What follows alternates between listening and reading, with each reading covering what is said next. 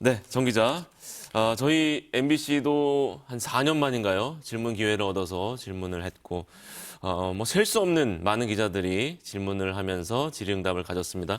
인상 깊었던 내용부터 한번 정리를 해볼까요? 네, 일단 뭐 이해운 후보자에 대한 얘기부터 검찰, 뭐 반도체 관세, 부동산, 북한 비롯해서 너무나 다양한 얘기들이 나왔는데요. 예.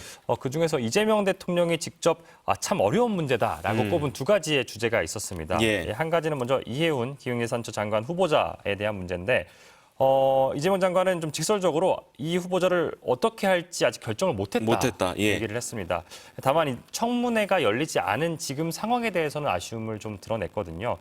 본인의 이야기를 공개적으로 듣고 국민들의 판단을 좀 들어보고 싶었는데 그렇지 못해서 아쉬움이 좀 든다. 이런 기회가 봉쇄돼서 참 아쉽다라고 언급을 했습니다. 예.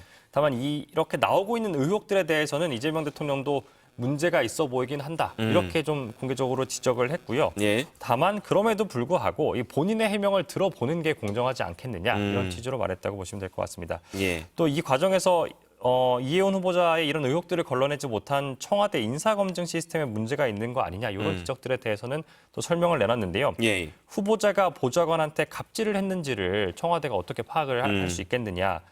또 반대로 민주진영 내부에서는 그 중요한 자리를 왜 상대 진영 인사에게 주느냐 하는 지적도 나온다. 예. 이런 얘기도 토로를 했고요. 다만 이번 인사에 대해서 대통령은 국민 전체를 대표해야 하는 만큼 통합을 시도한 거고 이렇게 극렬한 저항에 부딪힐 줄은 자신도 몰랐다. 이렇게 좀 소회를 밝히기도 했습니다. 예. 청문회가 한 차례 무산됐고 또 뭐 추가적으로 언제 열릴지 아직은 미지수입니다만 이재명 대통령의 입장은 청문회를 통해서 이해운 후보자의 입장을 직접 한번 들어봐야 하지 않겠느냐라는 입장을 전했다는 점 정리할 수 있겠고, 검찰 개혁은 사실 많은 분들이 이재명 대통령의 입장을 들어보고 싶었을 텐데 질문이 좀 나중에 나왔어요. 네, 맞습니다. 사실 초반에 질문이 나올 줄 알았는데 저희도 보면서 이 질문이 나올 때가 됐는데 하면서 이렇게 기다리면서 보고 있었거든요. 예. 그래서 질문이 나오자마자 이재명 대통령도 그러게 그 질문이 왜 안 나오나 보다 했다. 그랬죠. 이렇게 예. 말문을 열었습니다.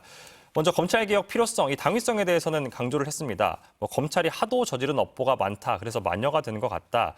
이런 전력 때문에 온 국민이 의심하고 검사는 아무것도 하지 마. 이렇게 된 것 같다고 현재 상황을 진단했습니다. 예. 다만 제가 듣기에 이 대통령의 본론은 발언 뒤쪽에 좀 이어졌는데요. 네. 권력이 집중되면 위험하다. 그리고 부패하거나 남용될 수 있으니까 균형을 이뤄야 한다고 얘기를 한 겁니다. 그러니까 경찰에게 모든 수사 권한을 집중시켜주게 되면 오히려 부작용이 나타날 수 있으니까 예. 검찰에게도 일부 권한을 남겨줘야 한다는 취지로 말을 한 거거든요. 대통령의 발언을 그대로 인용하자면요. 검찰개혁의 핵심 목표는 검찰의 권력을 빼앗는 게 아니라 국민들의 권리 구제다.